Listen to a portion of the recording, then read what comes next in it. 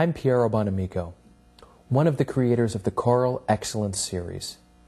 Our mission is to help the world of choral music through the creation of meaningful, high-quality instructional materials and exciting choral performance videos. It's in this effort that I'm pleased to present Donald Nguyen's Choral Techniques and Methods.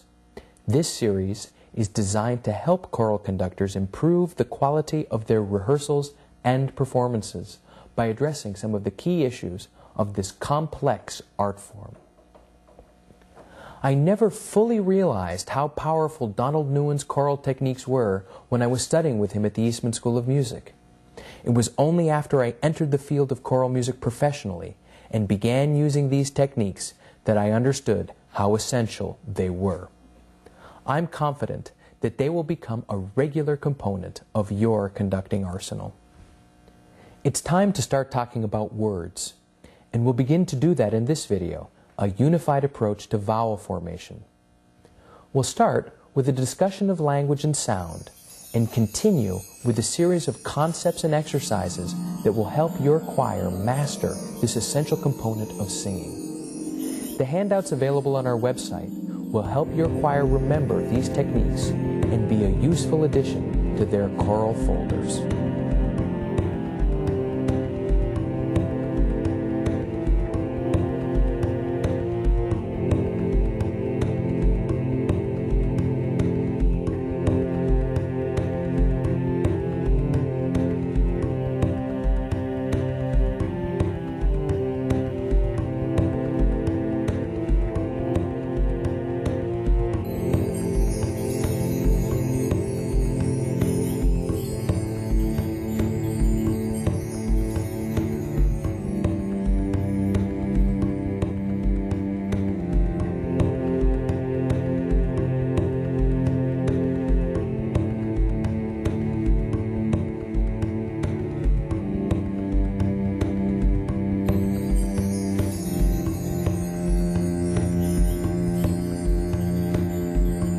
A unified approach to vowel formation. Section 1. The color of language.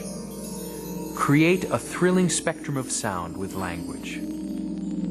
Section 2. Vowel formation. A system that any choir can master. Examples of vowel formations. The difference between dark and bright vowels. The warmth of oo. And teaching dark and bright vowels. Section 3. Vowel formation exercises. Adding the warmth of oo to e. Dark and bright vowels, exercise 1 and exercise 2. Section 4. Vowels and vocal sound. Is there a difference between choral and solo singing?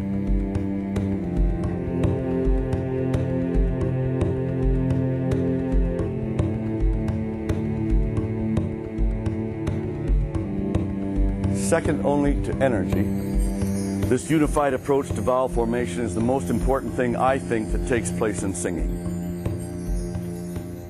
It's the thing that makes that singing sound really begin to happen. And so if I begin to work with a new choir, this is what I work on first, to get that choir immediately sounding like my choir. And I can guarantee you it will work faster than anything else to get your choir sounding mature and professional right away. It takes some doing, it takes some really solid teaching and relentless insistence that the people, by golly, do it, or it won't happen because nobody speaks the way I'm going to recommend that we sing. You see, we don't have much color in a chorus potential. In the orchestra, you have finger cymbals and French horns and English horns and cellos and piccolos and tubas and all that stuff for the spectrum of color in orchestral playing. And it's really alive and very interesting to the listener. The choir's color is reduced because we only have the singer. Now granted, we have male and female singers, and we really have soprano, alto, tenor, bass, but that's like a string choir, a string orchestra. First violin, second violin, viola, cello, and bass.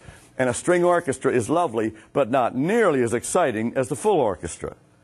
So it means our choir is as exciting as a string orchestra. Except that we have the language. And our color comes from the combination of those 4 sounds of the section categories and the entire language of French, German, Italian, English, whatever it is. And there's all kinds of color in language if we go after it. But if we're the least bit lazy in the pronunciation, there is then no color in language. And if the singer isn't energetic, there's not much color in the singers. And that's why choirs, compared to bands and orchestras, are quite boring most of the time. When I go out to conduct festival choruses where there's also festival band and orchestra, like an all-state situation, and they're going to have, in the final evening, all of them perform, they never put the choir last. It's always orchestra first, choir second, band last. Because the band's the most exciting. And they know that, and they want the parents to be thrilled. Except when I'm out, the second group's the most exciting. And we work at that, too. So we have to overcome sort of mediocre singing and not a lot of color in order to make choral singing, vocal singing, as I said the other day, maybe the greatest of all arts. Because the band and orchestra have no drama. They have no theater. They have no direct communication to anybody. And we have it all. But only if the sounds of our singing, the diction and the enunciation and the color of our language is like I'm speaking to you right now, that'll outdo any band. All right? Now let's talk about those vowels again.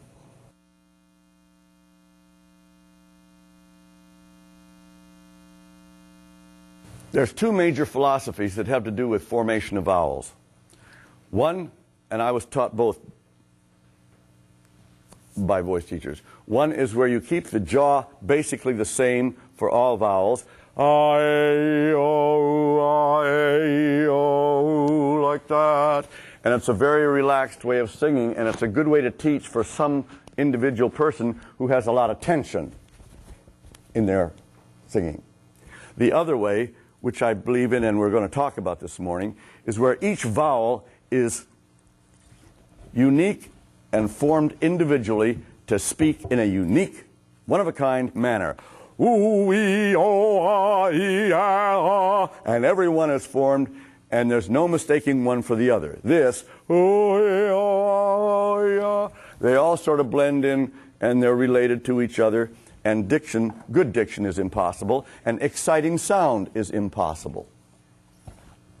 When I was a graduate student, we had to learn the whole phonetic alphabet, and then we had to take songs and put those upside down E's and everything over every word. And so I did that. And so then when I became a teacher, I taught my students to do that too. And then it dawned on me, what a waste of time that is. Besides, nobody can remember all those things.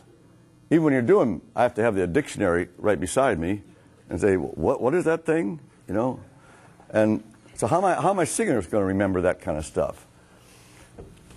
So one Sunday afternoon, I just sat down with a yellow pad at the kitchen table and figured out, if I just wanted to minimalize it down to a few, what could my singers and I remember about vowel formation? How many vowels could we remember, and would they be enough to really make a difference?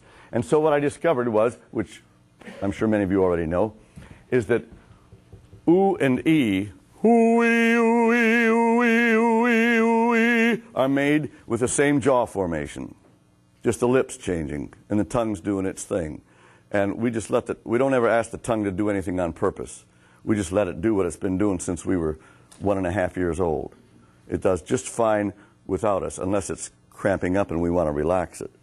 But I would never suggest to somebody, get a better E vowel by doing this with your tongue.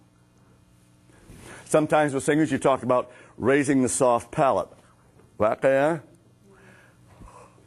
If you took a bite of a hot baked potato and went, do that once and really feel the hot. Yes. that just raises that soft palate back there, and it opens things back there, and people sound better when they do that. That's the only thing I ever ask people to do inside the mouth.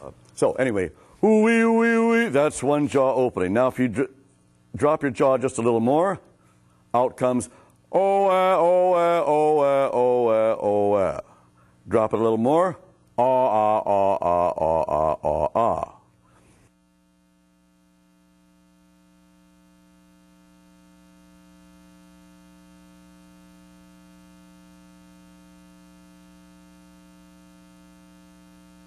That top category of minimal jaw opening, which is one finger between the teeth, out comes that oo and e. You extend the jaw just a little bit, and out comes o and eh. You drop your jaw for 2 fingers, maximum, ah and ah. Now, in that middle category, I have put in parentheses UH, because it happens the same way.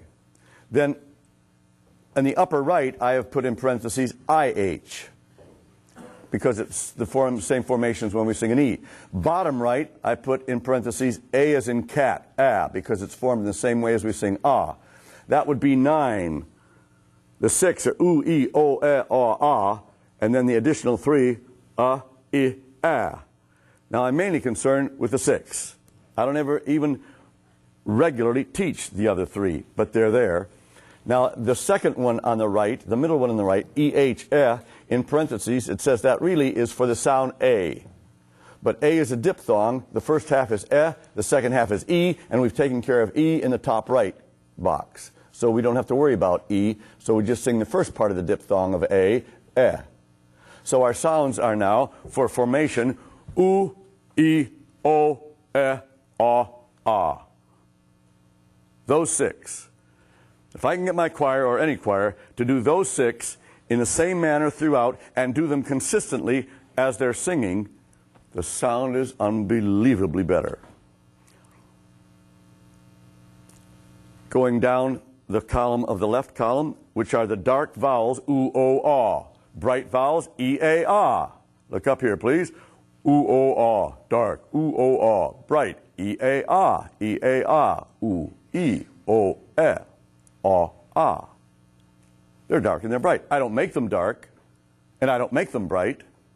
They just are.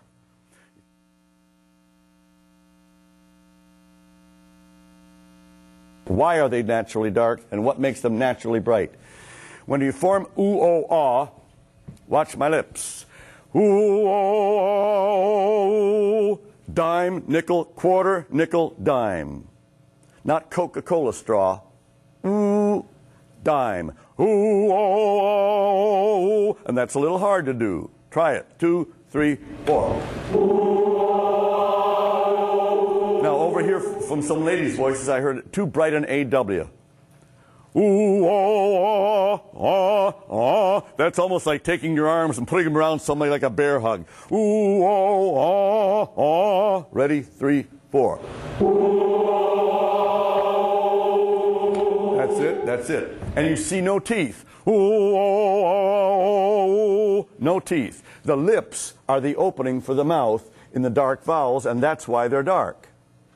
But I'm not purposely or falsely coloring those vowels dark. They just are. Look at my mouth on the E. E-A-I-A, E-A-I-A. The bright vowels, you see teeth. So the teeth are the natural opening of the mouth for bright vowels.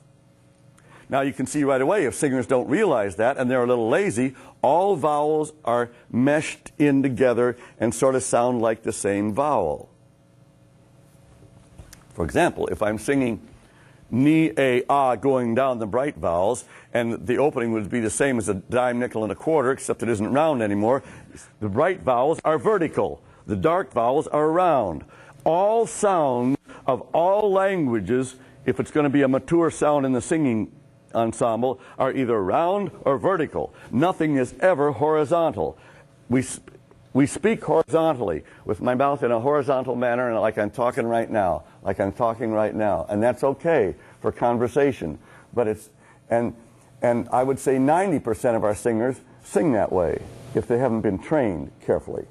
They sing the way they talk. As I said the other day, I talk like this. I sing like this. It isn't just the placement of sound that's different. It's the formation of the vowels that's different when we're singing.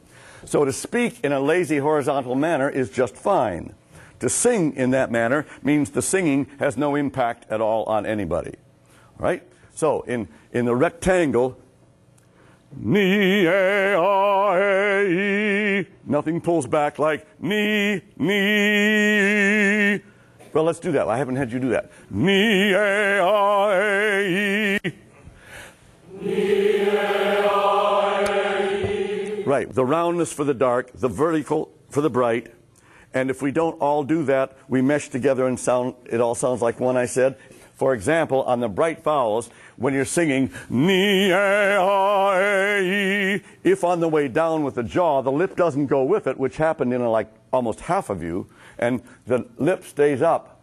Ni, a, you see upper teeth, no lower teeth. That means the lower half of my mouth is singing aw formation, A-W, a dark vowel formation, because the lip is up there.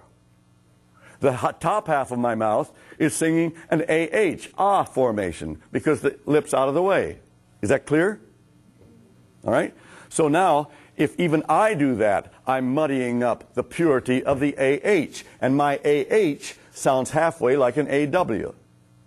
So to the E and the A, if I'm doing that. In fact, I saw one gentleman, as we were doing that, who said, ni, a, even the A had lip round formation like O. So that guy's vowels would never be pure. Now this takes an awful lot of practice by you in front of a mirror, and I mean an awful lot, not just once or twice to say, yeah, I do it right, but a lot of practice because it has to be a way of life for you. We could never ever make a mistake in saying, choir, on the top of page 4 where it says, we praise thee, we. Would you start there on we? I'm singing we wrong. We. I have to be incapable of singing them wrong. This has got to be my gospel. It has to be the way I live, not just once in a while think about it.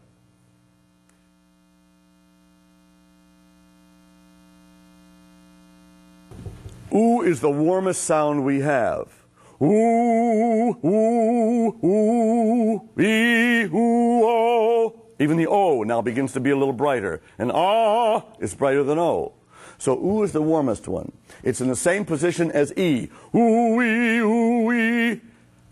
And we find that if you will have a little bit of ooh in the E, you'll get a beautiful E. Would you sing ooh, ee, ooh, ee, and flare your lips, remember, vertically, not horizontally, for the E, almost like a German umlaut, Ü, but not.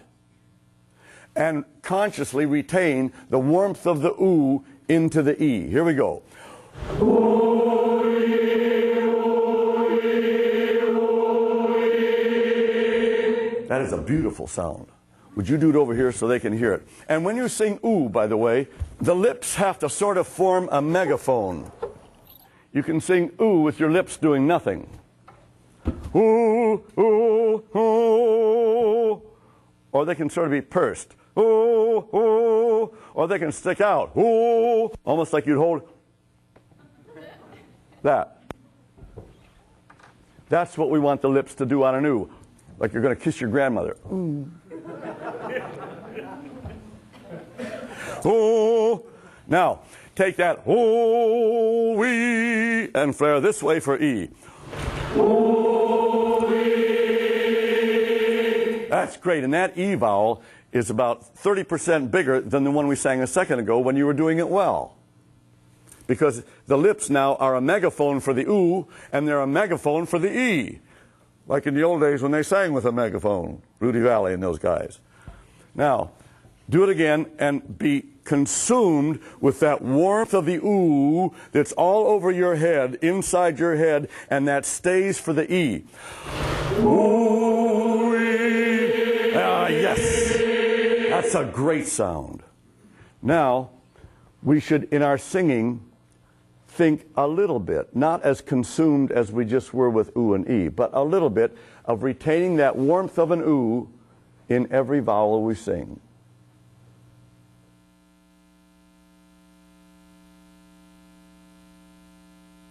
Dark vowels. Oh, oh, oh, oh. Sitting up a little bit.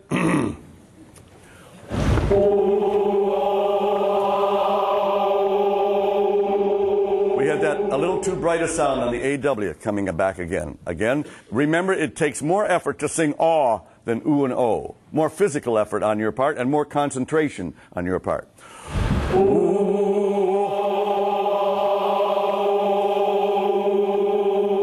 Bright vowels, and raise your eyebrows and look alive. Start with an N. Ni.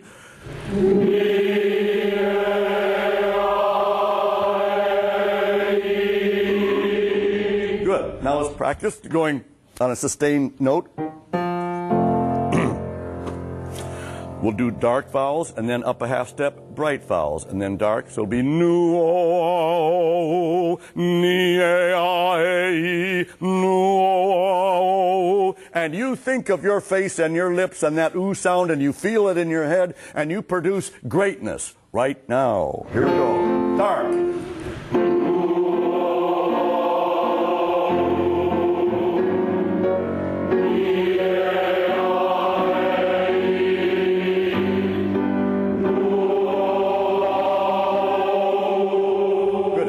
Sitting in the front half of your chairs.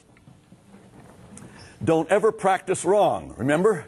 Don't ever sing a note in your life in which your whole being is not doing everything it can to make it phenomenal. Don't look at me, look at the audience. Dark. The guy looked right then. His nu was like this. No. His lips were doing nothing. Now he's a conductor. He's here to learn this stuff, and he wasn't doing it. What do you think your singers are going to do when you teach this? Worse than that. Worse than that. Yeah. This is a hard thing to teach because I said nobody talks this way. Nobody comes up to you and says, "Good morning." You say, "God." And I just had said, "Now focus." How focused was he? Well, he was probably very focused, but we don't understand. Stay up, this won't take long. He didn't understand what to focus on. He would like to sing when I said facial animation, and they just go, They're trying, but they don't know what they're trying to do. Focus on ooh, ooh, ooh, placement above the cheeks, everything you've learned this week on that ooh vowel, and especially what we've learned this morning. Dark vowels out there focusing and concentrating.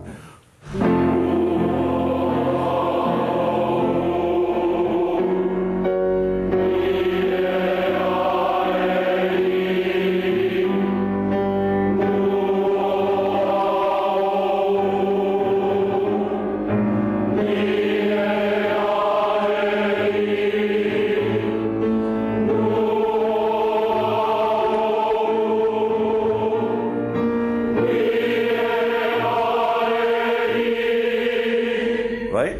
Now on that last one, I watched the man who did this. I'm not exaggerating. Was that horizontal? It sure was. That was not. Not at all. So it's going to take work in front of a mirror because just like conducting, we don't know what we're doing unless we see ourselves do it. And only then will we know.